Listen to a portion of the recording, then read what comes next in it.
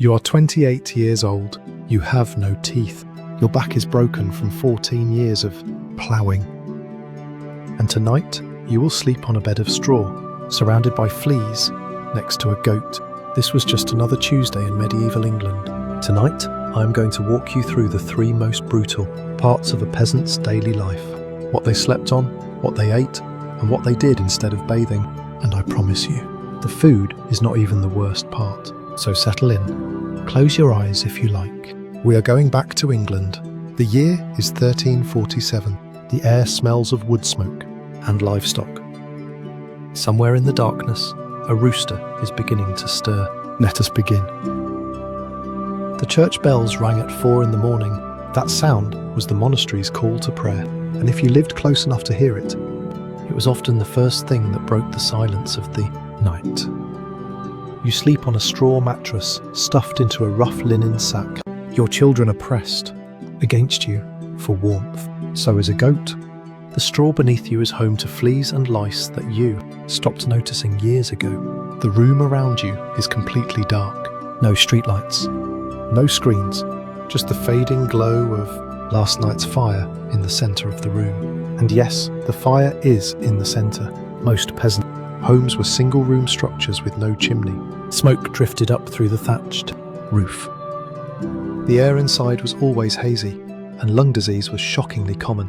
You pull on your clothes, the same clothes you wore yesterday and every day for the past several months. A linen shirt, a woolen tunic, and leather shoes as thin as socks.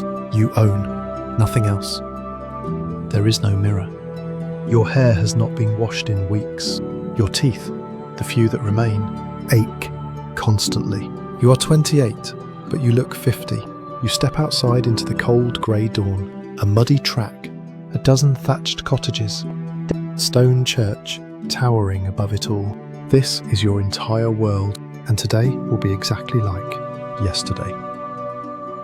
But before the fields, you need something to eat, and what medieval peasants considered breakfast might be the most surprising part of this entire story, because it starts with beer.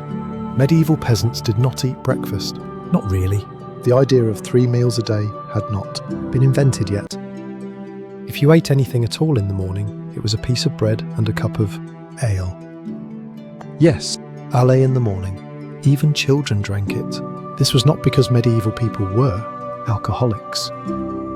It was because the water could kill you. Rivers and wells were contaminated with human and animal waste. Dysentery and typhoid were everywhere. Ale had been boiled during brewing, which made it far safer than any water source available. The bread was nothing like what you know. It was dark, dense, and made from coarse flour, mixed with rye, barley, and sometimes ground acorns. Worse, it was full of tiny stone fragments from the milling process. Over a lifetime, this grit ground your teeth down to stumps. Archaeologists have found medieval skulls with teeth worn completely flat, with abscesses must have caused unbearable pain. And here is something that might surprise you. That bread was also your plate. Stale, hardened. Bread slices called trenchers were used as dishes.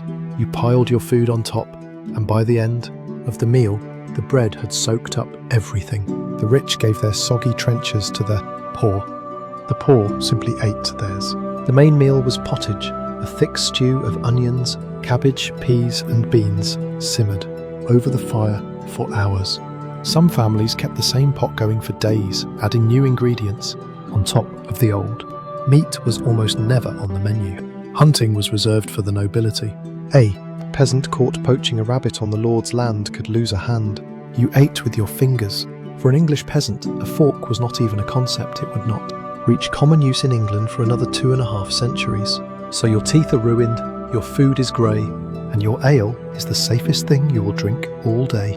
But we have not yet discussed the most shocking part of medieval daily life, because the doctors of this era believed that taking a bath could actually kill you. Contrary to popular belief, early medieval people did bathe. Public bathhouses existed in many towns, inherited from the Romans. But everything changed after 1348, when the Black Death arrived and killed 1/3 of Europe's population.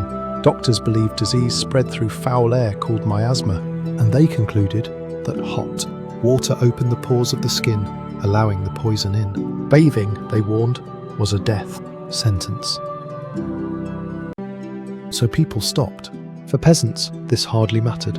They could not afford to heat water anyway. Carrying water from the well and boiling it over the fire consumed too much time and firewood. A proper bath happened perhaps twice a year, if that. Daily hygiene meant washing your face and hands. Teeth were cleaned by rubbing them with a cloth dipped in salt or soot. Though here is a strange twist. Medieval teeth actually had fewer cavities than ours. Their diet contained almost no sugar. Honey was the only sweetener, and it was far too expensive for peasants. As for the toilet, most families used a pit in the ground behind the house. Castles had small rooms called garderobes built into the outer walls. Waste simply fell down the outside of the castle into the moat below. The word garderobe also meant wardrobe because people hung their clothes in these rooms. The ammonia from the waste below kept the moths away. Medieval efficiency at its finest. And the smell. If you could travel back in time, you would smell a medieval village before you could see it. Animal dung in the streets, open cesspits, rotting food, the sharp stink of leather, being tanned in human urine, and above everything, the constant haze of wood smoke. And that was just the morning. We did not even get to the afternoon in the fields, the feudal lord who owned your labour, or the medical treatments that involve leeches and hot irons. But those stories are for another night. For now, imagine yourself back in that one-room cottage. The fire is dying down. The straw bed is waiting. Outside, the English countryside has fallen into a darkness so complete that the Milky Way stretches across the sky like a river of light. Every medieval peasant saw a sky more beautiful than anything we can see from our cities today. They did not have much, but they had that. If this helped you relax, subscribe to Drowsy Archives. Next week, we visit the Roman Empire, and trust me, the gladiators had it even worse.